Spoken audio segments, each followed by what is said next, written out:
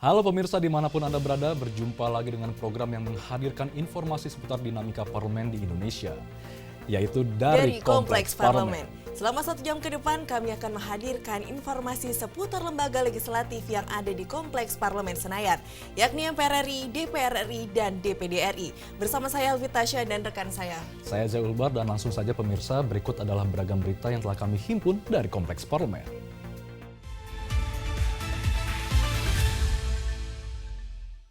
Mengawali perjumpaan kita kali ini pemirsa, ada informasi dari Komisi 8 DPR RI yang melakukan kunjungan kerja ke Provinsi Kalimantan Selatan. Dalam kunjungan tersebut, Wakil Ketua Komisi 8 DPR RI menyoroti mangkraknya sejumlah proyek pembangunan yang dibiayai Surat Berharga Syariah Negara atau SBSN. Ya, meskipun sudah berdiri bertahun-tahun, sejumlah bangunan seperti Gedung Universitas Islam Negeri dan Asrama Haji Provinsi Kalimantan Selatan hingga kini masih terbengkalai dan belum dapat digunakan. Komisi 8 DPR RI meminta kejelasan perihal status proyek tersebut dan mempertanyakan mengapa bangunan yang didanai SBSN ini dibiarkan mangkrak. Lebih lanjut, Komisi 8 DPR RI berkomitmen mengawal progres pembangunan dan menekankan agar pembangunan diselesaikan dan dapat dimanfaatkan untuk pelayanan publik. Selengkapnya berikut informasi yang dihimpun tim liputan TVR Parlemen. Menyikapi terbengkalainya sejumlah proyek pembangunan infrastruktur yang dibiayai Surat Berharga Syariah Negara atau SBSN, Komisi 8 DPR RI menegaskan pentingnya penyelesaian proyek secara tepat waktu dan tepat sasaran guna memperkuat pelayanan publik. Wakil Ketua Komisi 8 DPR RI Abidin Fikri menyoroti sejumlah bangunan termasuk Gedung Universitas Islam Negeri dan Asrama Haji di Kalimantan Selatan yang terbengkalai dan belum bisa digunakan meski sudah berdiri selama bertahun-tahun. Abidin menilai perlu ada langkah konkret untuk memastikan dana negara benar-benar memberi manfaat bagi masyarakat. Kenapa bangunan-bangunan yang melalui SBSN yang mangkrak katakanlah belum bisa digunakan, padahal itu ada yang sudah multi years, apalagi dana-dana yang semacam itu kan tidak bisa kalau tidak dilanjutkan karena tidak ada gunanya, padahal sudah 3 tahun berturut-turut. Nah, dari segi perencanaan semacam apa gitu kan. Nah, oleh karena itu saya kira Komisi 8 melalui hak pengawasannya untuk meminta klarifikasi lah. Itu gimana terhadap yang sudah dibangun tapi tidak selesai. Apakah mau dilanjutkan atau tidak. Nah, itu harus dikomunikasikan, jangan sampai bertahun-tahun sudah dibangun tidak bisa digunakan. Jadi rusak juga nanti. Hingga kini, sejumlah proyek SBSN di berbagai daerah masih menjadi pekerjaan rumah besar pemerintah. Komisi 8 DPR RI berkomitmen untuk terus mengawal proyek-proyek yang dibiayai SBSN agar tidak hanya selesai secara fisik, tetapi juga bisa memberi dampak nyata bagi pelayanan publik dan kesejahteraan masyarakat. Dari Provinsi Kalimantan Selatan, Rizky Kurniawan, TVR Parlemen melaporkan. Ya Helvi, kita harapkan semoga bangunan yang didanai oleh keuangan negara ini dapat segera diselesaikan dan memberi manfaat bagi seluruh masyarakat nih. Betul sekali Zia, tentunya Komisi 8 DPR RI akan mengawal progres pembangunan proyek-proyek tersebut agar segera dapat dimanfaatkan publik. Selanjutnya pemirsa, ada informasi dari Badan Legislasi atau Balik DPR RI yang melakukan kunjungan kerja ke Kota Sorong, Provinsi Papua Barat Daya. Dan dalam kesempatan tersebut, Balik DPR RI berdialog dengan berbagai pemangku kepentingan untuk mendapat masukan terkait penyusunan rancangan Undang-Undang Badan Pembinaan Ideologi Pancasila atau RUU BPIP. Di sini Wakil Ketua Balik DPR RI menilai kemajemukan masyarakat di Kota Sorong yang hidup berdampingan menjadi masukan dalam penyusunan rancangan Undang-Undang BPIP. Dan lebih lanjut, Wakil Ketua Balik DPR RI mengatakan dialog tersebut juga menjadi ajang evaluasi atas pelaksanaan pembinaan ideologi Pancasila di berbagai daerah. Berikut informasi selengkapnya. Wakil Ketua Balik DPR RI, Ahmad Doli Kurnia Tanjung menegaskan pentingnya penguatan lembaga pembinaan ideologi bangsa agar nilai-nilai Pancasila tidak sekedar menjadi slogan, tetapi benar-benar dihayati dan diterapkan dalam kehidupan bermasyarakat, berbangsa, dan bernegara. Pernyataan tersebut disampaikan Ahmad Doli saat kunjungan kerja Balik DPR RI ke Kota Sorong dan sejumlah daerah lain di Provinsi Papua Barat Daya dalam rangka menyerap aspirasi masyarakat terkait penyusunan rancangan undang-undang tentang Badan Pembinaan Ideologi Pancasila atau RUU BPIP. Menurutnya, Kota Sorong merupakan potret kecil Indonesia karena memiliki masyarakat yang majemuk, terdiri dari berbagai suku dan budaya yang hidup berdampingan secara damai. Keberagaman ini dinilai mencerminkan semangat Bhinneka Tunggal Ika serta menjadi masukan penting bagi Balik dalam merumuskan RUU BPIP. Melalui dialog dengan berbagai pemangku kepentingan, Ahmad Doli berharap RUU BPIP dapat memperkuat peran BPIP dalam menanamkan nilai-nilai Pancasila di seluruh daerah, termasuk wilayah timur Indonesia.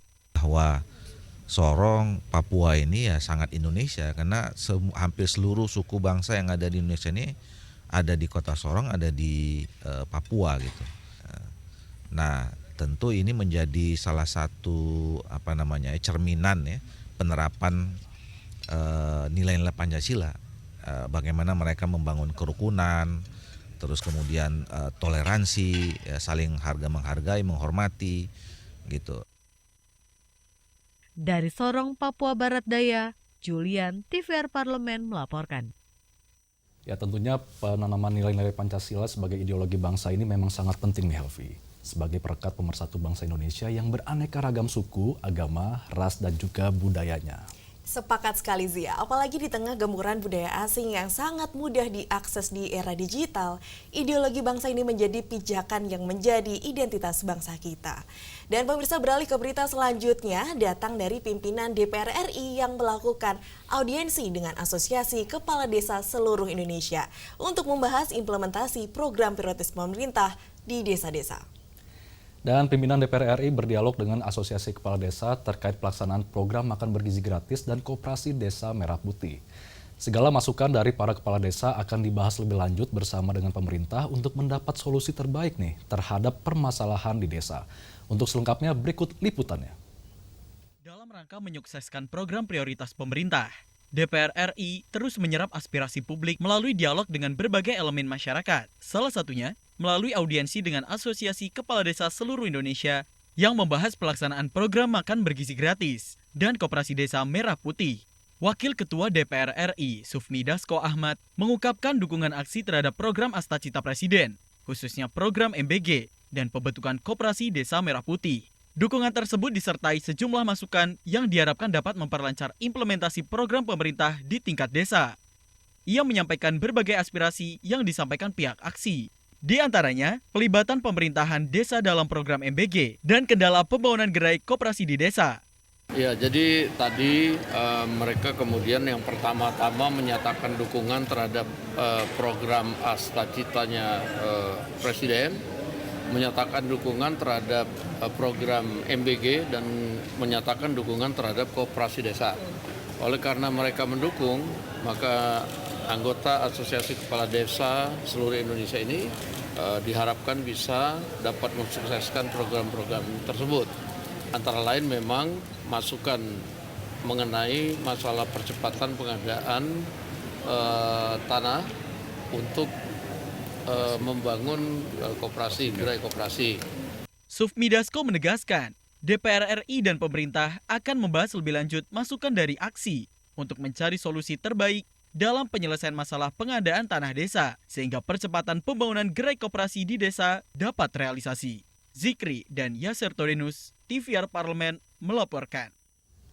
Dan pemirsa, dari informasi tersebut dapat kita lihat DPR RI menyerap aspirasi hingga ke tingkat desa untuk memastikan implementasi program-program pemerintah terlaksana dengan baik. Ya benar sekali Helvi, harapannya dengan masuknya langsung dari kepala desa ini, DPR RI dan pemerintah dapat menerapkan kebijakan yang bisa menjawab permasalahan di seluruh desa di Indonesia nih Helvi. Sepakat Zia. Pemirsa, usai jeda berikut akan kami sampaikan informasi seputar kinerja Dewan Perwakilan Daerah atau DPD RI. Sesaat lagi tetaplah di TVR Parlemen.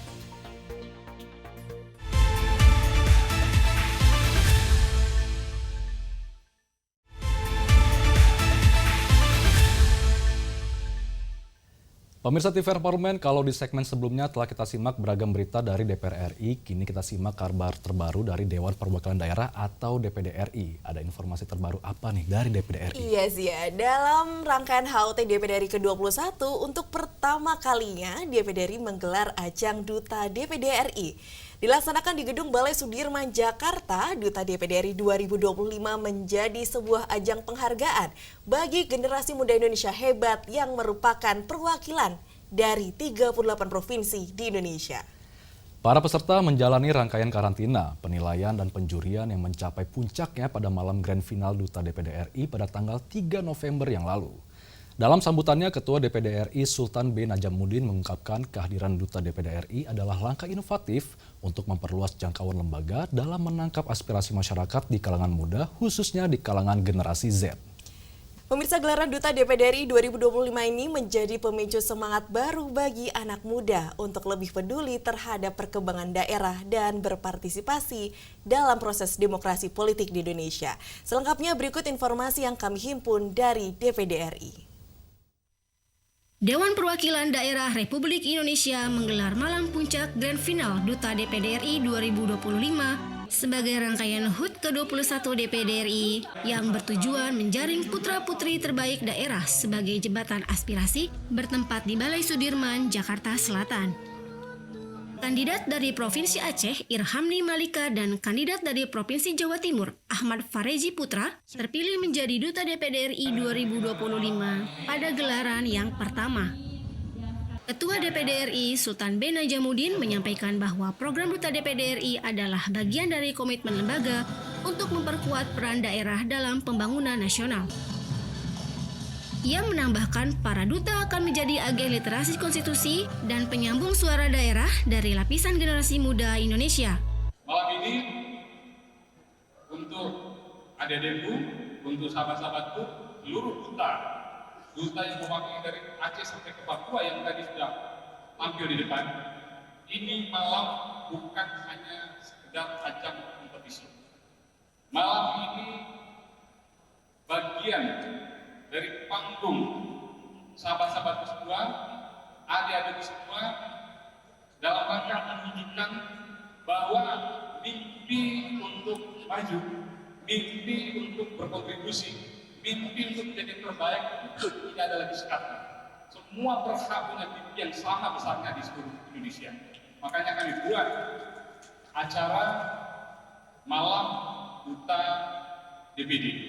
Sultan juga menekankan bahwa kehadiran Duta DPD RI merupakan langkah inovatif untuk memperluas jangkauan lembaga dalam menangkap aspirasi masyarakat secara langsung, khususnya generasi muda yang kini menjadi kekuatan strategis sebagai penentu arah pembangunan bangsa.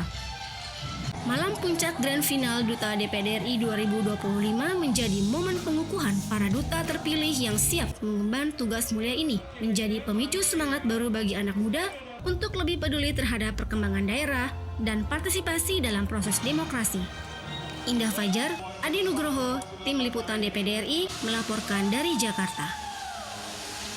Wah, menarik sekali nih Helvi, pada gelaran DPD RI yang pertama ini, Irhamni Malika dari Provinsi Aceh dan Ahmad Farezi dari Provinsi Jawa Timur terpilih menjadi Duta DPD RI tahun 2025 nih. Dan tentunya kita ucapkan selamat ya Zia, dan harapannya dengan terpilihnya Duta DPD RI 2025 bisa menjadi teladan bagi generasi muda lainnya untuk berperan bagi kemajuan daerahnya.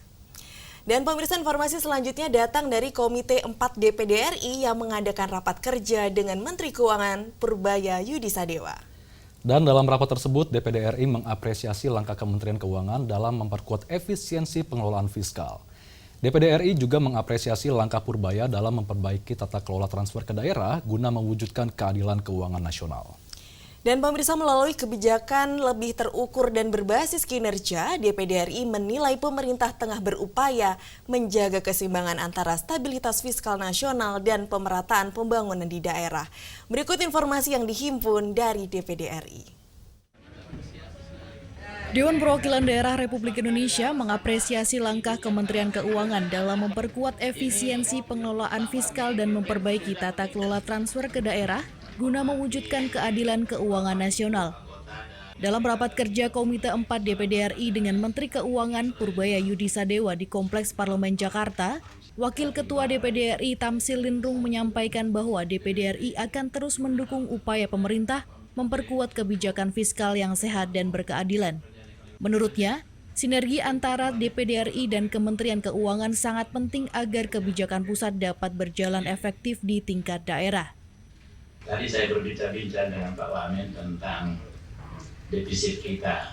Ya, kita Saya kira salah satu yang kita harapkan kehati-hatian supaya jangan sampai kita masuk dalam jebakan defisit berutang untuk bayar bunga utang.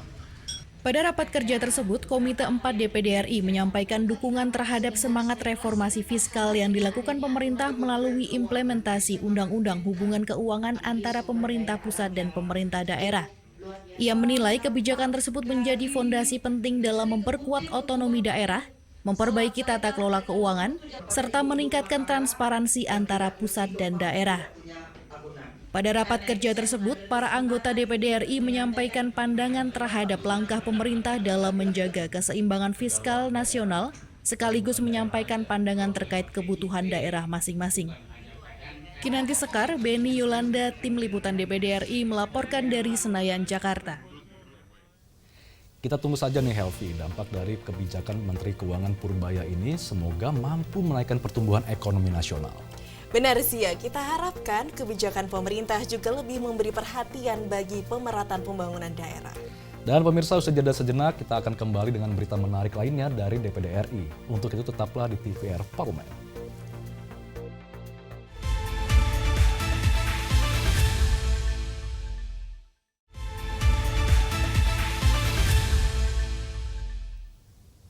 Masih di TVR Parlemen pemirsa, berikut ada informasi dari Senator DPD RI asal Provinsi Yogyakarta yang menggelar rapat kerja dalam rangka pengawasan atas pelaksanaan Undang-Undang tentang Perindustrian. Dan dalam rapat kerja bersama stakeholder terkait industri, pariwisata, dan ekonomi ini, DPD RI menyoroti beberapa isu. Salah satunya adalah pergeseran generasi muda yang kini banyak menaruh minat di bidang kreatif yang belum sepenuhnya diatur dalam Undang-Undang Perindustrian. DPD RI juga mendorong pemerintah untuk menciptakan iklim investasi yang lebih kondusif serta merumuskan kebijakan industri dan pengembangan sumber daya manusia berbasis potensi daerah. Dan pemirsa, selengkapnya berikut informasi yang dihimpun dari DPD RI.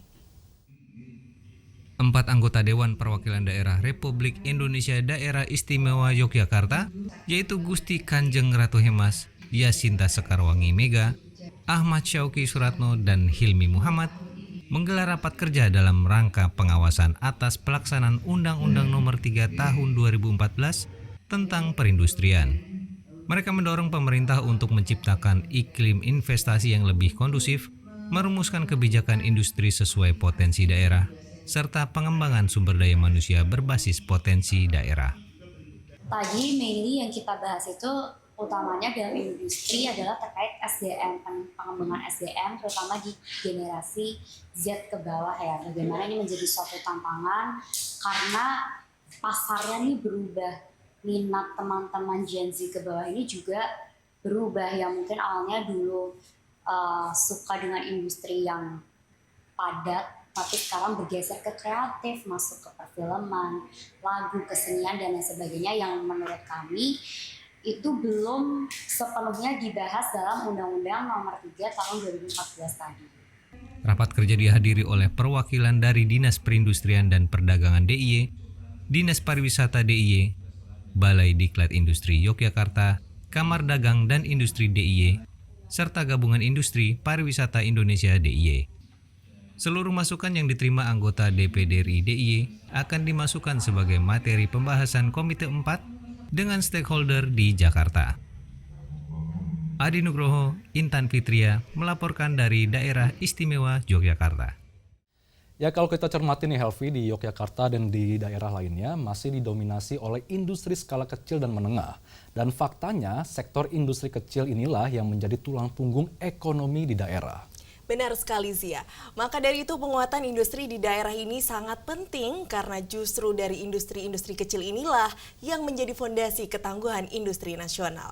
Dan pemirsa, selanjutnya ada informasi dari Wakil Ketua DPD RI Gusti Kanjeng Ratu Hemas yang meluncurkan buku berjudul Menguatkan Kewenangan DPD RI Mewujudkan Otonomi Daerah Menuju Indonesia Emas. GKR Hemas menyebutkan buku tersebut sebagai refleksi 2 dekade perjalanan DPD RI dalam memperjuangkan otonomi daerah dan sebagai representasi daerah dalam sistem ketatanegaraan Indonesia. Peluncuran buku tersebut juga menandai 5 periode perjalanan GKR Hemas di lembaga DPD RI dalam memperjuangkan kemajuan daerah. Berikut informasi yang dihimpun dari DPD RI. Wakil Ketua DPD RI Gusti Kanjeng Ratu Hemas menegaskan, perjuangan memperkuat kewenangan dan peran DPD RI adalah bagian dari jalan panjang bangsa dalam mewujudkan keadilan bagi seluruh daerah di Indonesia. Hal tersebut disampaikan GKR Hemas saat peluncuran buku refleksi 2 dekade DPD RI Otonomi Daerah untuk Indonesia Emas 2045 di UIN Sunan Kalijaga, Yogyakarta. Dalam sambutannya, GKR Hemas menjelaskan buku ini memuat gagasan dan pengalaman perjuangan DPD RI selama 20 tahun, serta harapan menuju masa depan otonomi daerah yang lebih kuat. GKR Hemas menyebut perjuangan menguatkan kewenangan DPD RI bukanlah hal mudah, namun sebuah jalan panjang yang menuntut konsistensi, kesabaran, dan keyakinan bahwa representasi daerah adalah ruh demokrasi Indonesia. Apa yang tadi sudah Bapak Ibu sekalian rekan media dengarkan, memang ini adalah menjadi sesuatu yang saya harapkan buku ini menjadi panduan daripada Dewan Perwakilan Daerah untuk lebih mengaktifkan peran-peran kita khususnya di daerah. Menurutnya, peluncuran di Yogyakarta memiliki makna khusus sebagai tanah perjuangan dan keistimewaan yang melambangkan kebijaksanaan lokal serta semangat persatuan bangsa. GKR Hemas mengajak semua pihak untuk terus memberikan masukan dan melanjutkan perjuangan demi terwujudnya keadilan bagi daerah di seluruh Nusantara. Juan Turpin, Vanditi Prayogo, Tim Liputan DPD RI melaporkan dari Yogyakarta. Menarik ya Zia, ternyata buku ini adalah refleksi perjalanan GKR Hemas sebagai anggota DPD RI selama 5 periode dan komitmennya dalam memperkuat DPD RI. Ya benar sekali Helvi, dalam buku ini GKR Hemas menegaskan penguatan DPD RI sebagai lembaga representasi daerah ini penting dalam mewujudkan pembangunan berkeadilan menuju Indonesia Emas tahun 2045 nih. Dan baik pemirsa TVR Parlemen, kita akan jeda sejenak. Namun jangan kemana-mana karena usai jeda kami akan hadirkan kembali informasi seputar Dewan Perwakilan Rakyat atau DPR RI. Untuk itu tetaplah di TVR Parlemen.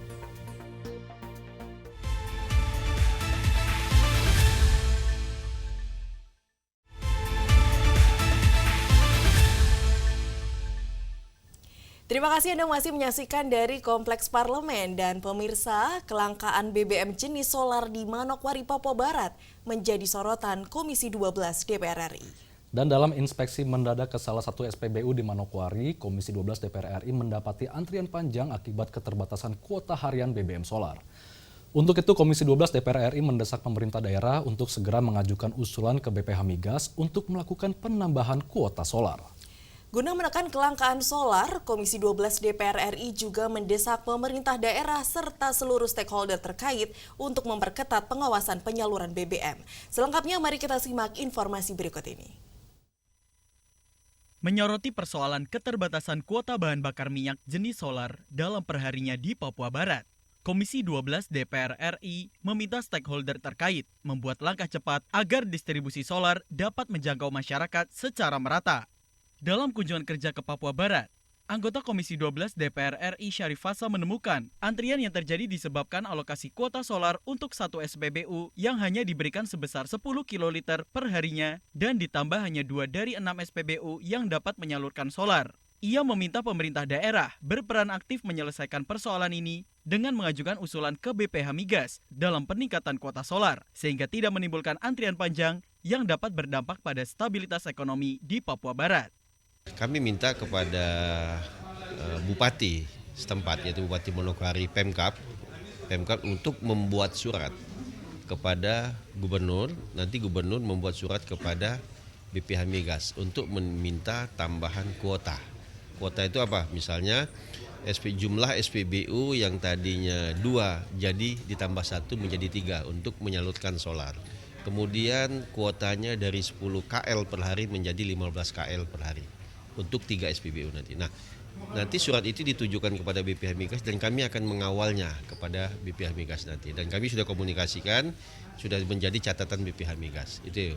Syarif Fasa juga meminta pemerintah daerah dan stakeholder terkait untuk melakukan pengawasan dengan melakukan koordinasi dengan aparat penegak hukum untuk mengantisipasi dan menindak pelaku pengurangan dan pencurian BBM di tengah jalan. Dari Papua Barat, Dodi, TVR Parlemen melaporkan. Ya, semoga segera ada penambahan kuota BBM di Papua Barat nih, Helvi. Sehingga tidak terjadi lagi kelangkaan BBM dan antrian panjang yang terjadi di sana. Benar sekali, Zia. Semoga penambahan kuota BBM ini dapat terwujud secara konsisten, merata, serta tepat sasaran di seluruh daerah di Indonesia. Dan pemirsa, beralih ke informasi selanjutnya, datang dari Komisi 9 DPR RI yang menyoroti serius permasalahan ketersediaan dokter spesialis di RSUD Provinsi Maluku. Untuk mengatasi defisit dokter spesialis, Komisi 9 DPR RI mendorong Pemprov Maluku untuk aktif berkoordinasi dengan Kementerian Kesehatan untuk memanfaatkan penuh program beasiswa Ikatan Dinas Dokter Spesialis. Komisi 9 DPR RI menambahkan, kenaikan remunerasi juga penting untuk menjadi daya tarik dan mempertahankan dokter spesialis di Maluku. Lebih lanjut, berikut informasi selengkapnya. Salah satu masalah kesehatan yang dihadapi Provinsi Maluku adalah ketersediaan dokter spesialis di RSUD yang ada di Maluku. Komisi 9 DPR RI mendorong Pemprov Maluku aktif berkoordinasi dengan Kementerian Kesehatan untuk memanfaatkan program beasiswa Ikatan Dinas bagi dokter-dokter umum asal Maluku agar bisa melanjutkan pendidikan ke dokter spesialis. Anggota Komisi 9 DPR RI, Nuroji, mengatakan Pemprov Maluku bisa membuat perjanjian kerja dengan dokter umum asal Maluku yang didaftarkan untuk mengikuti beasiswa dokter spesialis di Kemenkes agar tetap berpraktek di RSUD di Maluku. Secara bebas memang ya nggak pasti kalah bersaing. Spesialis akan banyak memilih kota-kota besar ya yang kemampuan pasiennya cukup tinggi untuk membayar dan ya akan terus seperti itu jika tidak ada intervensi. Senada dengan itu, anggota Komisi 9 DPR RI Edi Wuryanto mengimbau Pemprov Maluku memetakan dengan tepat ketersediaan dokter umum yang bisa diajukan mengikuti program beasiswa dokter spesialis di Kemenkes dan diikat kontrak kerja untuk kembali ke Maluku. Maka pemerintah daerah Maluku harus memetakan berapa kebutuhan dokter spesialis diusulkan kepada Kemenkes. Lalu ada beasiswa dari Kemenkes untuk percepatan dokter spesialis dengan menggunakan pendidikan yang berbasis hospital. Ini saya kira hal-hal yang secara anggaran ada tapi posnya ada di pusat. Meskipun TKD-nya turun tapi anggaran itu ada di pusat. Dari Maluku, Nuki Tampu Bolon, TVR Parlemen melaporkan. Defisit dokter spesialis di RSUD ini tentunya sangat menghambat pelayanan kesehatan ya Zia. Semoga dengan adanya pengoptimalan beasiswa Ikatan Dinas untuk dokter spesialis, permasalahan tersebut dapat terselesaikan. Ya, setuju sekali Helvi, dan diharapkan langkah terpadu dari Komisi 9 ini mampu mempercepat pemerataan tenaga medis, khususnya dokter spesialis. Kita beralih ke berita selanjutnya pemirsa, datang dari Badan Kerjasama Antar Parlemen atau BKSAP DPR RI yang mendorong penguatan diplomasi untuk perlindungan pekerja migran Indonesia. BKSAP DPR RI menggelar diskusi bersama para akademisi guna menyerap masukan dari perspektif hukum dan kebijakan internasional. Dalam forum tersebut, BKSAP DPR RI menegaskan komitmennya untuk mendorong pemerintah dalam menyusun kebijakan strategis serta memperkuat perjanjian bilateral untuk menjamin perlindungan PMI. Selengkapnya, mari kita simak informasi berikut ini. Perlindungan terhadap pekerja migran Indonesia perlu diperkuat melalui diplomasi yang lebih aktif dan terukur antara Indonesia dengan negara-negara penempatan. BKSAP DPR RI menegaskan pentingnya payung hukum yang konkret agar hak dan keselamatan para pekerja migran di luar negeri benar-benar terjamin. Sebagai bagian dari upaya memperkuat hal tersebut, BKSAP DPR RI menggelar diskusi bersama akademisi dari Universitas Pelita Harapan Karawaci guna menyerap masukan terkait perlindungan PMI dari perspektif hukum dan kebijakan internasional. Melalui forum ini, BKSAP menegaskan komitmennya mendorong pemerintah menyusun kebijakan yang lebih strategis, baik dalam menentukan negara tujuan penempatan maupun memperkuat perjanjian bilateral yang menjamin perlindungan PMI. Wakil Ketua BKSAP DPR RI, Irini Yusiana Roba Putri mengatakan bahwa diplomasi parlemen diarahkan untuk menghasilkan kesepakatan internasional yang bersifat mengikat guna memperkuat posisi pekerja migran. Ia menegaskan perjuangan ini juga mencakup pengakuan hak-hak ketenaga kerjaan, termasuk asuransi dan jaminan sosial bagi PMI di negara penempatan. Kami juga berharap kami bisa memilih dan memilah negara-negara yang memang menjadi tujuan utama bagi pekerja migran kita, sehingga kita juga bisa melakukan kerjasama ataupun membuat perjanjian, sehingga kami semakin bisa mengawal keamanan keamanan dan juga kenyamanan warga negara Indonesia. Menurut Irina, diplomasi yang konsisten di forum internasional akan membuka jalan bagi kebijakan global yang lebih adil dan berpihak pada pekerja migran Indonesia. Dari Banten, Vincent Aldi, TVR Parlemen melaporkan. Ya Helvi, di tengah banyaknya kasus pekerja migran Indonesia di luar negeri, tentunya langkah BKSP DPR RI ingin memperkuat diplomasi untuk perlindungan PMI ini harus kita dukung nih. Sepakat sih ya, kita berharap perlindungan PMI semakin efektif dan hak-hak PMI sebagai WNI dapat terlindungi maksimal. Benar sekali Helvi, dan pemirsa, usai jeda berikut ini akan kami hadirkan informasi seputar parlemen lainnya. Untuk itu tetaplah di TVR Parlemen.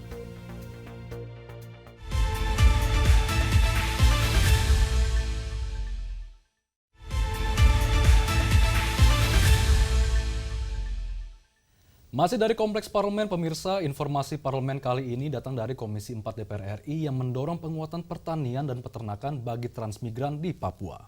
Komisi 4 DPR RI mengunjungi kawasan transmigrasi Desa Kalobo di Kabupaten Raja Ampat dan menemukan masih minimnya jumlah tenaga penyuluh pertanian dan peternakan.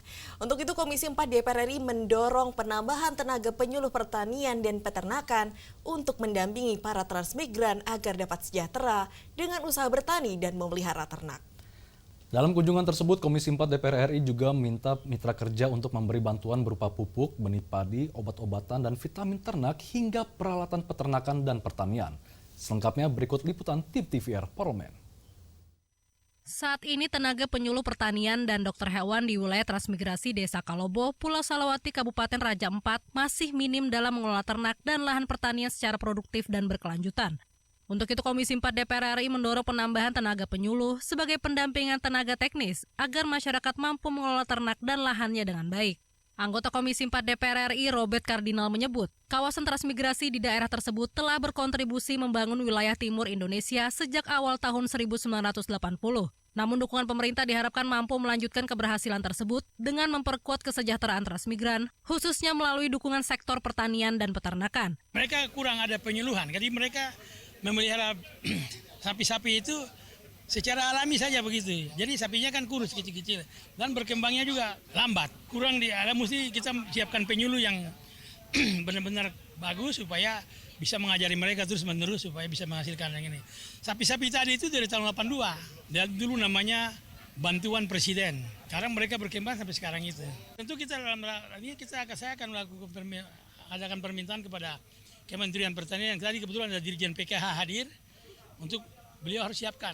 Komisi 4 DPR RI berharap penguatan sektor pertanian dan peternakan di Papua dapat meningkatkan kesejahteraan masyarakat sekaligus menjaga semangat persatuan di tanah Papua.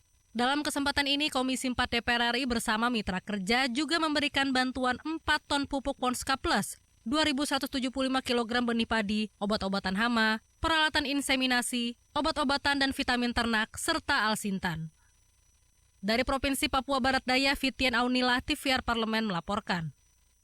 Kita harapkan segera ada penambahan jumlah tenaga penyuluh pertanian dan peternakan sehingga para transmigran dapat sukses bertani dan beternak di tanah Papua ya. Ya benar sekali Helvi, dan harapannya masyarakat lokal juga ikut mendapat manfaat sehingga dapat bersama-sama mandiri pangan maupun ekonomi. Selanjutnya pemirsa, ada informasi dari Komisi 5 DPR RI yang melakukan kunjungan kerja ke Kota Ambon, Provinsi Maluku. Dalam kunjungan tersebut, Komisi 5 DPR RI menyoroti persoalan pedagang asongan yang dilarang masuk ke area pelabuhan Yosudarso Ambon. Komisi 5 DPR RI meminta agar PT Pelni memberi kelonggaran dan solusi yang proporsional agar para pedagang tetap dapat mencari nafkah di atas kapal. Berikut informasi selengkapnya.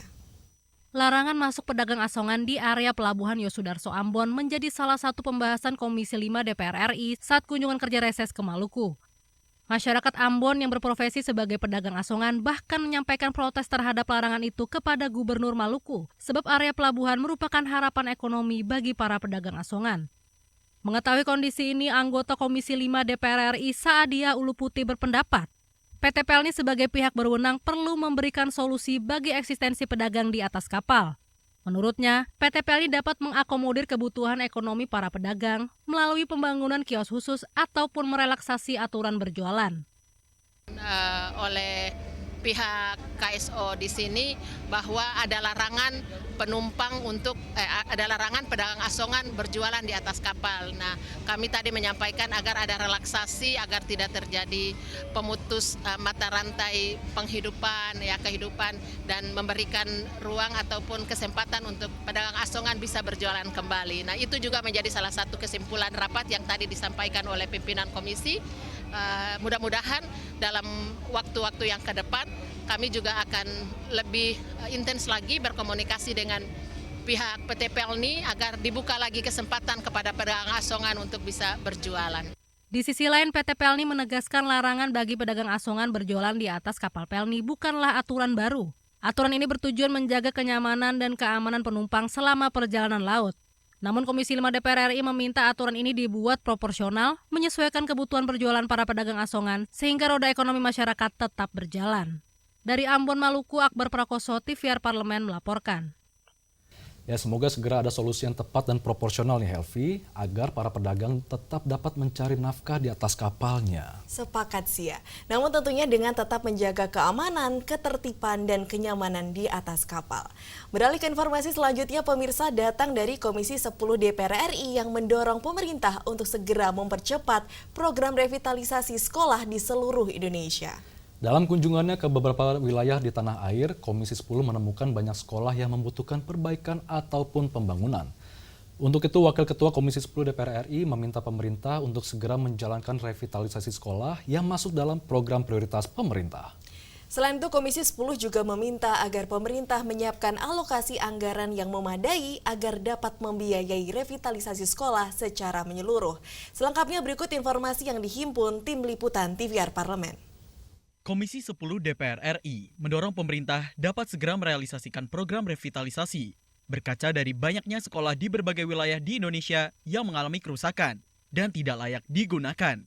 Wakil Ketua Komisi 10 DPR RI, Mai Esti Wijayati menegaskan, revitalisasi sekolah merupakan program prioritas Presiden Prabowo yang harus segera dijalankan secara menyeluruh. Mai Esti meminta pemerintah menyiapkan alokasi anggaran yang memadai, mengingat penurunan anggaran Kementerian Pendidikan Dasar dan Menengah tahun ini dinilai dapat menghambat upaya pembangunan sekolah baru maupun perbaikan sekolah rusak. Kita tentu berharap bahwa tahun 2026 nanti program revitalisasi sekolah secara masif bisa dilakukan, juga terkait dengan alokasi anggaran yang memadai. Karena kalau kita lihat dari anggaran yang sekarang ada, anggaran ini belum mampu untuk bisa mengcover perbaikan-perbaikan ataupun pembangunan sekolah yang sudah rusak. Dari berbagai kunjungan kami bisa langsung, bahkan tidak perlu harus di pelosok, bahkan di tengah kota pun kita banyak temui sekolah-sekolah yang tidak memenuhi syarat. Kita berharap sesungguhnya anggaran untuk Kementerian Pendidikan, khususnya Dikdasmen terkait dengan revitalisasi harus mendapatkan dukungan penuh dari pemerintah. Komisi 10 DPR RI berkomitmen untuk terus mengawal program revitalisasi sekolah agar berjalan sesuai target dan tepat sasaran sehingga seluruh anak Indonesia dapat belajar di lingkungan yang aman, nyaman, dan layak. Dwi Utomo, TVR Parlemen melaporkan. Ya, kita harapkan program revitalisasi sekolah ini dapat direalisasikan di seluruh pelosok wilayah di tanah air nih, Helvi. Benar sekali Zia, karena dengan lingkungan sekolah yang aman dan nyaman dengan fasilitas yang memadai, tentunya akan mendukung proses belajar mengajar yang lebih efektif dan efisien. Benar sekali Helvi, dan pemirsa, usai jeda berikut ini akan kami hadirkan informasi seputar parlemen lainnya. Untuk itu jangan kemana-mana, tetaplah di TVR Parlemen.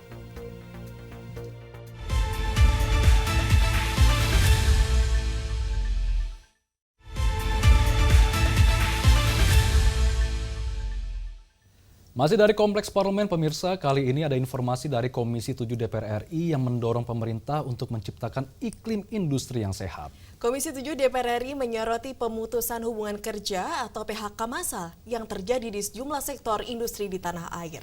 Komisi 7 menilai salah satu penyebab PHK massal ini adalah minimnya dukungan kebijakan pemerintah terhadap pelaku industri. Untuk itu, Komisi 7 DPR RI meminta pemerintah untuk memperbaiki tata kelola hukum dan iklim investasi nasional serta bersinergi dengan pelaku usaha. Mari kita simak liputannya. menyoroti maraknya fenomena pemutusan hubungan kerja atau PHK massal di sejumlah sektor industri. Anggota Komisi 7 DPR RI Samuel Watimena menilai, persoalan ini bukan semata disebabkan oleh daya saing industri yang menurun, melainkan juga karena ketimpangan kapasitas tenaga kerja dan minimnya dukungan kebijakan pemerintah terhadap pelaku industri. Ia menekankan, pemerintah harus memperbaiki tata kelola hukum, keamanan, dan iklim investasi nasional agar dunia usaha dapat berkembang dan semakin memperluas pembukaan lapangan kerja. Industri yang kuat hanya akan tercipta jika ada sinergi antara pemerintah, investor, dan pelaku usaha dalam suasana yang adil dan kondusif, sehingga persoalan PHK massal yang saat ini kerap terjadi bisa dimitigasi dengan cara menumbuhkan iklim bisnis dan investasi yang sehat di dalam negeri. Karena sekarang kalau industrinya nggak sehat, bagaimana dia bisa membiayai pekerja? Nah, supaya industri sehat, pemerintah punya kewajiban untuk meningkatkan kapasitas produktivitas masyarakatnya. Sehingga jangan semua menjadi beban pengusaha. Pengusaha kan harus bisa menerima kapasitas pekerja yang leveling up. Nah, untuk leveling up ini memang tidak bisa hanya menjadi tugas Kementerian Perindustrian. Untuk leveling up ini harus lintas kementerian, ya. Peningkatan kompetensi bukan hanya menjadi tugas Kementerian Perindustrian, tetapi perlu dukungan dari dunia pendidikan, pihak swasta, hingga kepala daerah di seluruh wilayah Indonesia. Fajar Ilhami dan Hilman, TVR Parlemen, melaporkan. Kita harapkan industri tanah air dapat lebih tangguh dan terus berkembang sehingga kejadian PHK massal ini tidak terjadi lagi ya Zia. Ya benar sekali Helvi, dan tentunya support dari pemerintah memang sangat penting untuk menciptakan iklim usaha yang sehat dan ketahanan industri. Dan selanjutnya pemirsa, ada informasi dari Komisi 4 DPR RI yang menyoroti bocornya gula rafinasi ke pasar rumah tangga. Kebocoran gula rafinasi ke konsumen rumah tangga ini menyebabkan kerugian bagi para petani dan produsen tebu tanah air. Untuk itu Komisi 4 DPR RI meminta pemerintah mengawasi peredaran gula rafinasi dan mengatur kuota impor gula rafinasi. Selain itu, Komisi 4 DPR RI juga meminta pemerintah untuk mengedukasi masyarakat agar tidak mengkonsumsi gula rafinasi yang seharusnya untuk kebutuhan industri. Selengkapnya berikut informasi dari tim liputan TVR Parlemen. Kebocoran gula kristal rafinasi ke pasar rumah tangga menimbulkan kerugian bagi petani tebu. Pasalnya, gula rafinasi dijual dengan harga lebih murah dibandingkan gula petani. Anggota Komisi 6 DPR RI Sarmuji meminta pemerintah mengendalikan impor gula rafinasi karena memicu persaingan usaha tidak sehat dan merugikan masyarakat. Sarmuji mengatakan, gula rafinasi seharusnya hanya untuk memenuhi kebutuhan industri. Namun kebocoran ke pasar konsumen kerap terjadi, sehingga menyebabkan ribuan ton gula petani tidak laku di pasar. Sarmuji menilai kebocoran tersebut terjadi karena kuota impor yang tidak terkendali. Karenanya, ia meminta pemerintah melakukan penghitungan yang akurat terkait kebutuhan gula rafinasi untuk kebutuhan industri nasional. Selain itu, Sarmuji juga meminta pemerintah meningkatkan edukasi kepada masyarakat agar tidak membeli gula rafinasi. Bagaimana kita bisa mengendalikan kuota impor untuk gula rafinasi? Kalau kuota impor untuk gula rafinasi melebihi dari kebutuhan, sudah hampir bisa dipastikan pasti akan merembes. Dan pengendaliannya kalau sudah begitu agak sulit, karena itu pengendaliannya mesti di awal, di ujungnya. Yaitu harus dihitung dengan benar berapa kebutuhan gula rafinasi untuk industri, dan itu harus transparan. Lebih lanjut, Sarmuji juga mengingatkan pentingnya koordinasi antara kementerian dan lembaga terkait dalam pengelolaan impor gula rafinasi. Menurutnya, tanggung jawab pengawasan peredaran gula rafinasi di tingkat konsumen tidak bisa sepenuhnya dibebankan kepada Kementerian Perdagangan, tetapi perlu didukung kebijakan terkait kuota impor yang tepat oleh pemangku kepentingan lainnya. Dari Surabaya, Jawa Timur, Fajar Ilhami, TVR Parlemen melaporkan. Sebagai informasi ya Zia, bahwa gula rafinasi ini diperuntukkan bagi industri sebagai bahan baku dan zat tambahan dalam proses produksi. Jadi tidak cocok dikonsumsi langsung karena berpotensi menyebabkan masalah kesehatan. Wah, menarik sekali nih Helvi. Semoga peredaran gula rafinasi ini dapat dikendalikan dan pasar rumah tangga dapat menyerap produk gula dari petani lokal. Selanjutnya pemirsa, ada informasi seputar tarif aplikator yang dikenakan pada pengemudi transportasi online. Komisi 5 DPR RI berkomitmen untuk mewujudkan keadilan dalam hubungan kemitraan antara perusahaan aplikasi online dan pengemudinya. Untuk itu Komisi 5 DPR RI mendorong agar pihak aplikator mengenakan potongan maksimal sebesar 10% dari pengemudi online. Komisi 5 DPR RI optimis dengan potongan di bawah 10%, pihak aplikator masih mendapatkan keuntungan. Selengkapnya berikut informasi dari Kompleks Parlemen. Anggota Komisi 5 DPR RI Edi Purwanto menegaskan komitmen DPR untuk mendorong terwujudnya keadilan dalam kemitraan antara perusahaan aplikator dan driver ojek online. Hal tersebut ia sampaikan dalam audiensi yang diselenggarakan fraksi PDI Perjuangan dengan melibatkan berbagai pihak terkait, termasuk perusahaan aplikator dan perwakilan driver ojek online. Menurut Edi, berbagai perusahaan aplikator memaparkan bahwa mereka masih mampu bertahan secara bisnis, meski dengan menerapkan kebijakan pemotongan komisi di bawah 10%. Bahkan, sejumlah aplikator seperti InDrive yang memotong 9,5%, Jogja Kita dengan 8,4%, dan Josal dengan 10% terbukti masih dapat beroperasi secara sehat dan meraup keuntungan. Nah, ada 4 kesimpulan hari ini. Pertama, kita dorong kemitraan yang adil itu seperti apa antara aplikator dengan ojek online, sehingga driver ini dapat proteksi yang kuat. Yang kedua, kaitan dengan tarif dan juga komisi yang tentu tuntutan mereka 10%. Tarif jadi perdebatan tadi, misalnya sekian kilo kok nggak dihitung dan sebagainya, tentu nanti ini menjadi PR bagi kita. Yang ketiga kaitan dengan keselamatan, kesejahteraan para pihak, baik itu ojek online maupun aplikator. Intinya kita harus mendorong keadilan sehingga aspek keadilan dapat, aspek kesejahteraan dapat, aspek kemanfaatan dapat, juga terakhir aspek kepastian hukum. Melalui langkah ini, Komisi 5 DPR RI berharap industri transportasi berbasis aplikasi di Indonesia dapat berkembang secara sehat, berkeadilan, dan memberikan dampak ekonomi yang nyata bagi masyarakat. Fajar dan Arif, TVR Parlemen melaporkan. Apa yang diutarakan oleh Komisi 5 DPR RI tadi tentunya menyuarakan aspirasi dari para pengemudi ojek online atau transportasi online, Ezia. Ya benar sekali Helvi, dan semoga dapat terrealisasikan nih, sehingga para pengemudi ojol bisa mendapatkan keuntungan yang lebih adil. Dan pemirsa, informasi tadi sekaligus mengakhiri perjumpaan kita kali ini. Mewakili segenap kru TVR Parlemen dan Setjen DPD RI yang bertugas, saya Helvi Tasya dan rekan saya. Saya Zia Ulbar pamit undur diri, dan jangan lupa saksikan episode berikutnya yang membahas informasi akurat dan terpercaya seputar MPR RI, DPR RI, dan DPD RI. Hanya dari Kompleks Parlemen.